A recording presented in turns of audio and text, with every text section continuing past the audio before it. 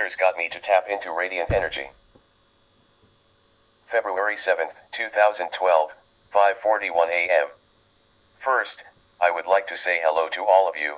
I am new to the site, so take it easy on me. I was referred here to expose about my findings by Mr. Peter Lindemann, who I admire much, and got to read his articles out there on the web and agree with him in a complete way in his ways of thinking related to free energy. To tell you first and briefly about me, I have been involved in electrodynamics since 1989, and have developed many different types of motors and generators from structural different embodiments to the fields of electronics controllers and source converters of such machines. In other words, I am not a newbie on this, therefore, I do not make the typical errors and omissions of readings parameters required, or analysis of behaviors of related issues. Getting or leading to the wrong conclusions, that's not me. I mean, I am not perfect either. We humans all make mistakes. So here I go about this. While developing one of the types of motors generators designs, I have been recently working on, and building different prototype sizes, smalls, mediums and large. I was finding certain readings containing abnormal current behavior. And this type of motor generator makes more at output than what they get inch. However, my point in this thread is not about the discussion of this motors, but I will tell you that I use the counter EMF completely on assistance of the rotation, not against. Like physics says it always must, and that would be impossible. These motors are based on permanent magnets, PM, and brush commutator DC types. And this is just as the development move into a higher stage, they will use other type of switching systems. However, I had two intense sparks and got shocked outside its frame when I made contact with my hands and accidentally touched one of the output's terminals while in motion. I was working with a 36 volts machine around 6.3 amps LiPo batteries, small prototype, so, no. It could not be such high shocks from higher currents. Even the output been over 80 volts, still the amperage was remaining around the input parameters to get that kind of transient sparks. So, I started the search on them, trying to correct the problem and also the curiosity to find this wired source of energy, but then I found that I could create very heavy sparks and very robust and continuous by getting the two terminals I was shocked with to short out.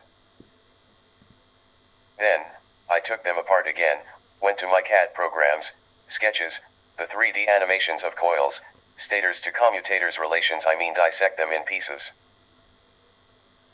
And I really do not like to keep on going on the research part narration, basically because you will love for me to get to the point, and it was a lot of reproductions I made replicating the exact models, but at static configurations. When I finally found the issue, I could not believe it. My motors generators, meaning essentially their rotor coil structure to commutator via brushes, were developing behind my wires secondary electricity of a very extremely powerful characteristics running through them, at all times. Then I realized and understood.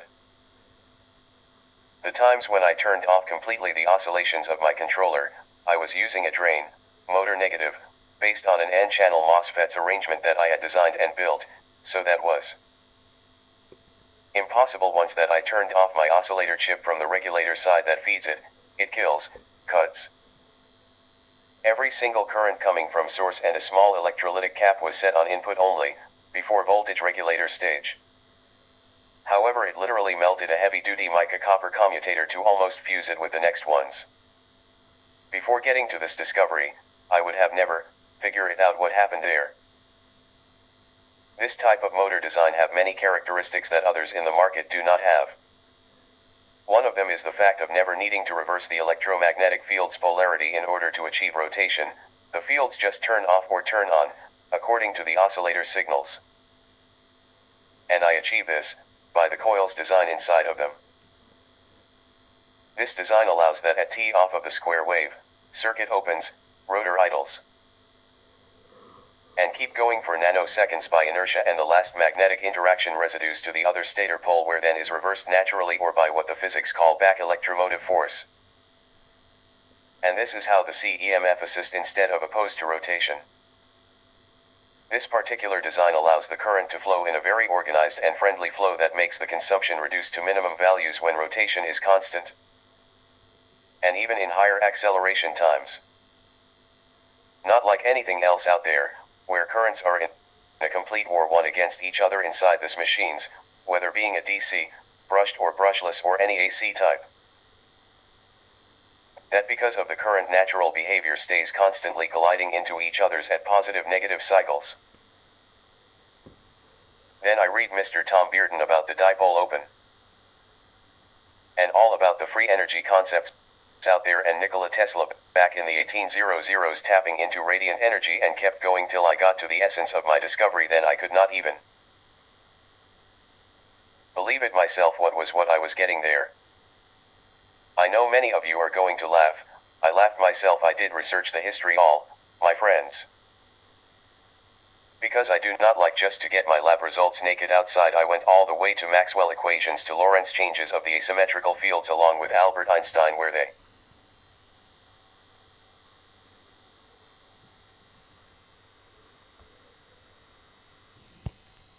interchange with the electromagnetic fields. Then the electric engineering took a wrong course towards building the best way to keep killing this energy, to keep teaching new engineers this are parasitical and transient currents we all have to kill by choke, by flywheel diodes and snubbers, and as many patches, just to cite a few, as they could get their hands on. But I will get here to the very bottom of this discussion, or may I say disclosure. I had found, it has always been present between us all, in every coil of enameled wire, in every inductor, in every transformer, motor, generator, no matter type, or design. The main laws of electrodynamics were sold to evil, and we all believed them, we swallowed them. And I really feel I am putting my knowledge and experience of many years at doubt here with what I am about to reveal, and please, at any time I am trying to minimize or underestimate the work of so many bright scientists we have and had, and engineers, developers, as all of you here, like me, looking for the fountain of the radiant energy, the cold electricity or the divine force of nature converted for our use as energy source. It is the counter-electromagnetic force, the back EMF, the one who opposes very conveniently to our motors and generators' desired motion sense, so we have no other choice than to keep using the gas or diesel engines as prime movers to generators and motors that do not have the way to compete to the fast and reliable gas new engines. To all of you that are into lab and practice work, that like to make your own things, solder, cut, make, weld, make electronic diagrams and form great circuits, that actually you do not need that much knowledge. Really, just to make an oscillator, a coil of wire, core less plastic is better than solid or laminated steel, but they will also work, and I will answer the reason why during the thread on the comments. A couple of fast switching diodes, meters, digital oscilloscopes, if you have it, if not some meters reads hertz. You do need at least two. And let's do a very simple test. Hook up the diodes to the coil inputs, no secondary for now. It works great with a secondary, actually even better, but for sake of simplicity, as a test only, let's do it simple. The diodes will be at both ends of coil. Make sure you know which side is north and south at core, according to Turns sense, right-hand rule. Okay, the diodes are there to block our input to get out. So we input our positive-negative oscillating signal before both diodes, direct to coil, and we read outputs from outer diodes, and what they do besides blocking our current out is filter our radiant energy from our transients and parasites, the other way around, right? Then set readers anywhere to monitor the system. Set the hertz meters on your input signal, before diodes, and also would be good to monitor your consumption with a volts meter, and also the same volts hertz at output. Make sure your meters have overload capabilities. I melted a few Chinese ones, or you will fry them, basically at output. Read batteries or power source, and have ready a load. I use fluorescent bulbs, self-ballasted, 120 volts, 65 watts or higher or less. Just be very careful when tuning the oscillations up. or you will blow them, and they contain mercury, Hg, not good for human body now. According to the setup each one have would be different, but I used batteries. Lipo or lithium ion 3 packs would be like 36 volts, I have tons of chargers and this batteries. But others are fine too, I also used regular lead acid. Even better they get charged within the system, since you guys and gals are gonna make over unity here. Below I will post a rough diagram I did to show my friends in Facebook and YouTube. I will be here to answer any questions. Thanks for reading me and excuse me for writing such a long post. But I wanted to express my knowledge, and how I got to this by complete accident before dumping this bomb on you all. Have a nice evening. Originally posted by BlackChisel97. Joy, I uploaded this diagram. Lower circuits are UFO politics, but upper Bedini was added by me as comparison. I also marked battery polarity in mine, circuit on the right, according to the symbol polarity. Original diagrams are unmarked. Below is original. VTech. Originally posted by FRC. I do not fully understand your post. We'll have to reread and examine your diagrams. But what it sounds like, is you have discovered what the Lockridge device thread, as well as other threads, on this forum are trying to achieve. It is very good to see someone with your knowledge and expertise with DC motors. Join this forum. It sounds as if you are somewhat of an expert in building these motors. A lot of us are just learning and trying to understand from a more basic level of knowledge. Your input here will be very gratefully appreciated. George. Thanks BlackChisel97. It is my pleasure. Now, it was my complete mistake, and I am sorry for that. The battery was wrong, it goes just like Bedini's. Or diode at negative would not be doing nothing except to guard from load back spikes. That is a MOSFET N channel, which is also not its symbol, meaning his source drain side is negative. Please change it if you could. Thanks. Now the Bedini has no diode on other side of L1, inductor, sorry did not do the L. And that is what I am referring to. To get just inductance voltage out of L1 or inductor. The diodes prevent from our input to get to output. But just the inductor output. That is the whole idea. Thanks again. I will redo this much better. Just a question, how do you get this images so good on the posts? The uploader just asks for HTTP. No browser uploads. Thanks for your patience with me. This type of motor design have many characteristics that others in the market do not have. One of them is the fact of never needing to reverse the electromagnetic field's polarity in order to achieve rotation. The fields just turn off or turn on, according to the oscillator signals. And I achieve this by the coils design inside of them. This design allows that at T off of the square wave, circuit opens, rotor idles, and keep going for nanoseconds by inertia and the last magnetic interaction residues to the other stator pole, where then is reversed naturally or by what the physics call back electromotive force. And this is how the CEMF assist instead of opposed to rotation. Hi UFO politics, can you explain more clearly, maybe with a sketch, how exactly you utilize the PIMF? Are you saying that in the off time the energy stored in the magnetic field of the coils is directed to another coil of opposite polarity or position, when the field collapses, to assist rotation? The PIMF you speak of, where does it come from? Cheers. A better explanation on my thread.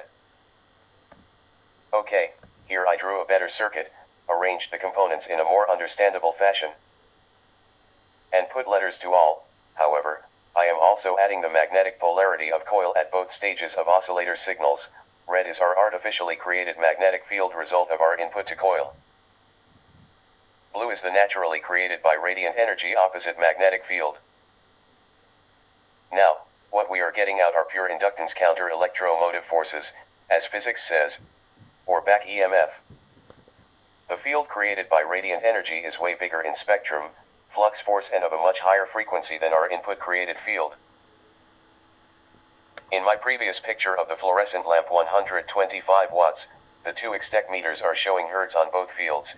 Left at 2033 Hz is radiant, right meter 800 Hz is ours. In the video, I uploaded in YT, by final part, when I am turning on off by hand, you could see meters deflect at load no load. However, always keeping the differences between them. If there is a certain time with no load, the radiant field becomes stabilized with primary, ours, meaning same Hz. Now, just to go over some physics concepts related to inductors versus motor generator coils. Physics says that the reason the inductor changes polarities is due to the collapsing of the originating field, where the shrinking of the magnetic field starts changing direction of the flux lines, cutting the wires lines in an opposite direction.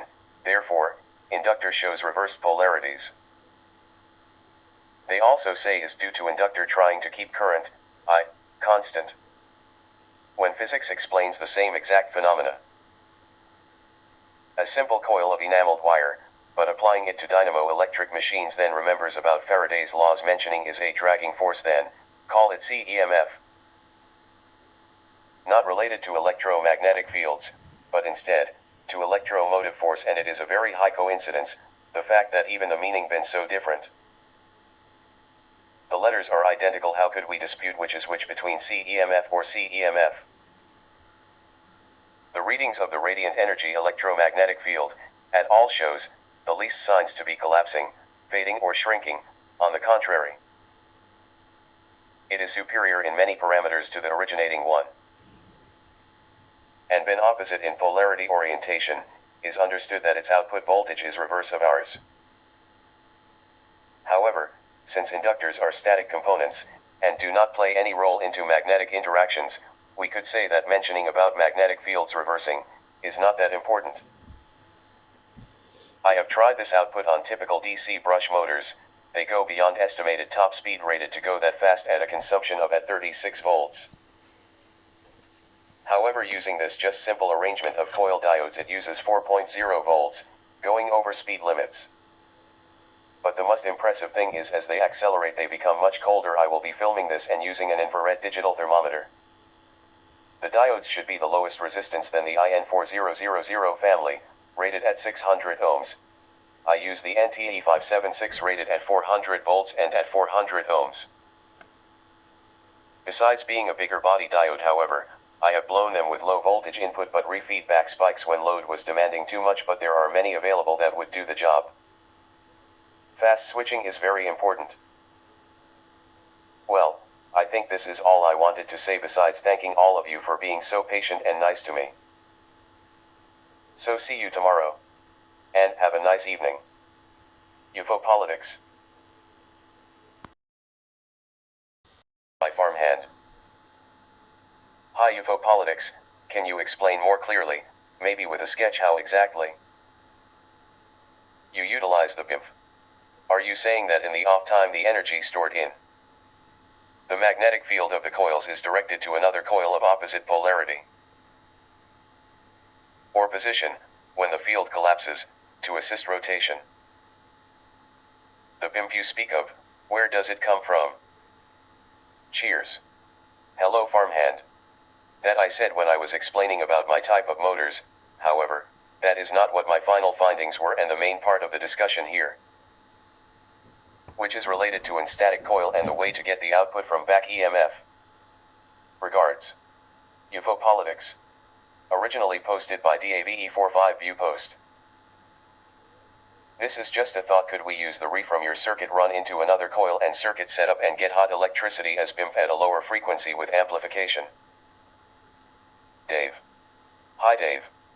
This type of higher frequency electricity is much faster than our hot electricity. I had tested its inductance on a secondary coil.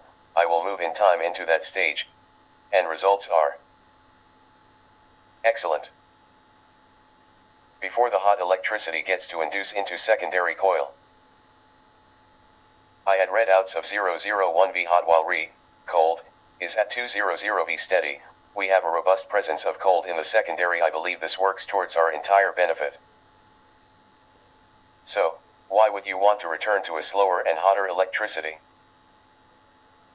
The idea here is for us to use the least as possible of our hot electricity side, in order to gain on the other side of our diodes gates cleaner and higher results. Do you agree with me here up to here?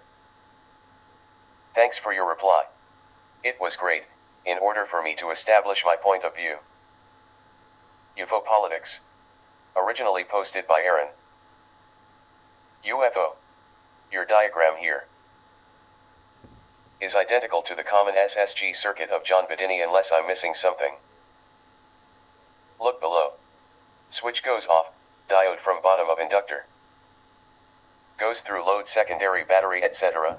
X, then just right back to the positive terminal of the battery. That is exactly what you appear to be showing in your diagram above.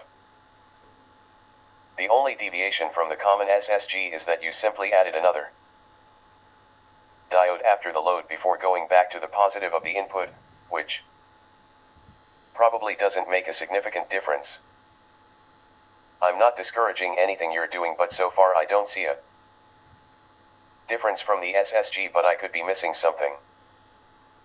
You're using a MOSFET, and if there was no load attached, the coils transient spike can move backwards because the MOSFET's intrinsic diode will conduct, and you will get that spike simply returning backwards right to the source battery, which the battery really doesn't like. But with a load, most of the spike will go the path of least impedance. If you put a scope across your input battery or cap, you will see the spike come back to it in a regenerating pulse. Do it without a load, then add your load and compare the difference. Dear Aaron, you are seeing that diode as it probably doesn't make any difference, just because you are completely trapped inside the hot side of the circuit. You are looking at our continuous and insistent ways to keep playing within one side of the picture only. But I understand it as is the normal ways we've been taught so far. You also looking at just one side when you said, originally posted by Aaron View Post, you're using a MOSFET, and if there was no load attached, the coils transient spike can move backwards because the MOSFET's intrinsic diode will conduct, and you will get that spike simply returning backwards right to the source battery, which the battery really doesn't like. But with a load, most of the spike will go the path of least impedance. By doing this, you see the spikes getting back to our MOSFET, to our battery, to our side, not looking at other side. Why do you think the spikes come back to our system under no load conditions, and why they don't, or much less, on load, besides the fact you mentioned that spikes and any other traveling currents will choose to flow through a less impedance, less resistive or less opposed force path? Well, simply because we are not offering the other side any protection from our side, and that diode, D2, is doing just that. Preventing from being all times our positive side, invoking for negative spikes to come in our side, as it establishes a barrier to our positive and also a barrier from its negative side to come into our system. That is the reason why I have established a blue arrow flow for cold electricity, and red arrow for hot electricity to define sides here. Therefore, in order to understand what I am doing, you should also look, please, at the other side. By just drawing a virtual line at center of inductor as to establish a limit where we all should start looking into that right side also, and I am saying inductor just because it is easier for you to understand it this way. However, my interest is that you look at IT, not only as a toroidal inductor with a couple of heavy gauge wire statically seating on top of a circuit board, but to any coil of enameled magnetic wire, other words, an electromagnet that could be also applied to other uses, like a motor or a generator. In further steps I intend to explain here for all of you. Electronic circuits could divert or confuse us a lot into communicating with each others to see differences, just by changing the arrangement and positioning of components. Then running long wires to get to them. In order to achieve better understanding, we should arrange components first, in such a fashion, so that our wires to connect them would be as short as possible. Thanks for your opinion, Aaron, and comparison to Mr. Bedini's great device, it helps a lot for us to start understanding where I am coming from. Thanks very much. UFOpolitics. Originally posted by UFOpolitics View Post. Hi Dave. This type of higher frequency electricity is much faster than our hot electricity. I had tested its inductance on a secondary coil. I will move in time into that stage. And results are excellent. Before the hot electricity gets to induce into secondary coil, I had readouts of 001V hot while cold is at 200V steady. We have a robust presence of cold in the secondary. I believe this works towards our entire benefit. So, why would you want to return to a slower and hotter electricity? The idea here is for us to use the least as possible of our hot electricity side, in order to gain on the other side of our diodes gates cleaner and higher results. Do you agree with me here up to here? Thanks for your reply. It was great, in order for me to establish my point of view. UFOpolitics. I agree, cold is better if we can manage it, and it will run our appliances. Evidently you have managed to capture it, as seen in your VIDs. We are anxious to see what further developments you have made. Thank you for revealing what you have discovered. Dave. Originally posted by DAVE45. I agree, cold is better if we can manage it, and it will run our appliances. Evidently you have managed to capture it, as seen in your VIDs. We are anxious to see what further developments you have made. Thank you for revealing what you have discovered. Dave. My pleasure, Dave. She is a beautiful thing, and I am fascinated with her. For so many years we have been running just into so hot temperatures that it was about time to get a bit colder to allow her to give us all a bit of change. Some fresh and cold air we needed. Now, related to running all our appliances, I have a bit of disagreement on that. She does not like the sudden or constant crashes, just because she travels so fast. Thanks. UFOpolitics. Originally posted by Black Chisel 97 View Post. At UFOpolitics, thank you for explanation. I ran couple tests and observed circuit behavior in resonance state. I tried incandescent bulb, as well as bulb in series with battery, just to try out some ideas. My output frequency during first test was 13.5 to 15 kHz, which I found to be the best resonance spot at lowest input A and best charging rate. I mainly rely on my scope reading. Transistor remains cold. I'll try to find my ultra-fast diodes hiding from me, but not sure if they're rated that high. I'm curious about the different oscillator you have mentioned. VTech. Hello Black Chisel. I am so glad you did the test and it gave you positive results. Now, I know you like trying new ideas, but radiant energy does not goes too well inside of constant crashing, colliding electronic flow devices. You will get much better results by using self-ballasted fluorescent. They close just at start, and the ones Hg and other gases get excited and lit. Then they go off and you could use them to monitor your signals and compare the flashes with your readout in DSO.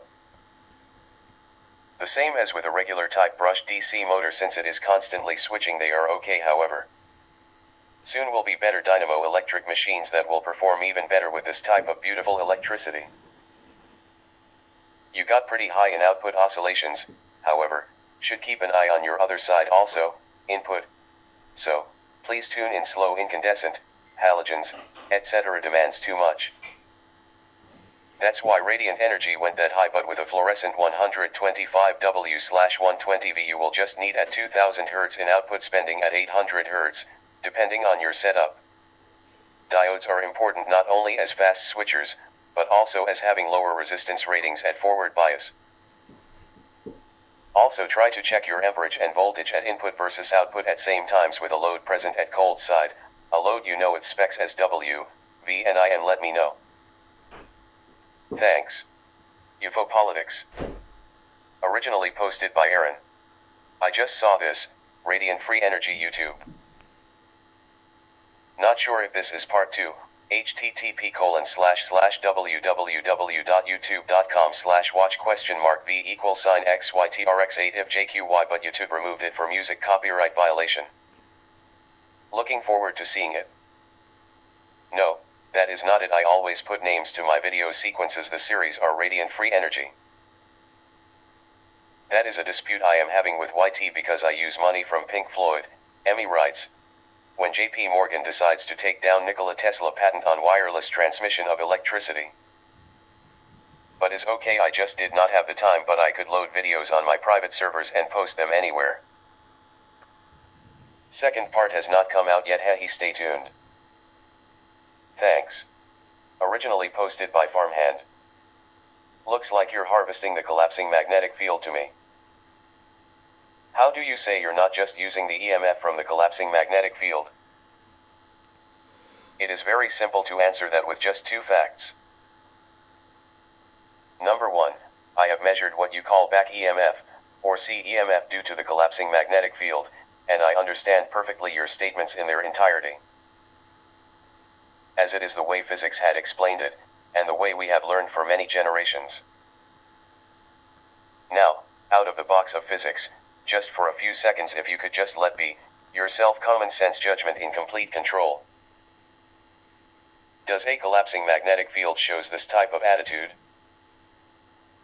1. Does a collapsing magnetic field gives you readings of much higher increase of operating frequencies, hertz, than the originating, R, magnetic field? Under constant oscillations coming from our side? 2. Does a collapsing magnetic field, where you have previously and clearly defined your originating magnetic field polarities, changes into an opposite polarity that is much greater in strength, to the point of turning upside down a rare earth, super strong cylindrical permanent magnet, in order to attract to that supposedly collapsing magnetic field opposite pole? I have done this tests, and, by all means, you are free to go ahead and try them also. Thanks so much, Farmhand, for bringing the issue I was expecting for, even though I had mentioned so many times here. Regards. UFO Politics.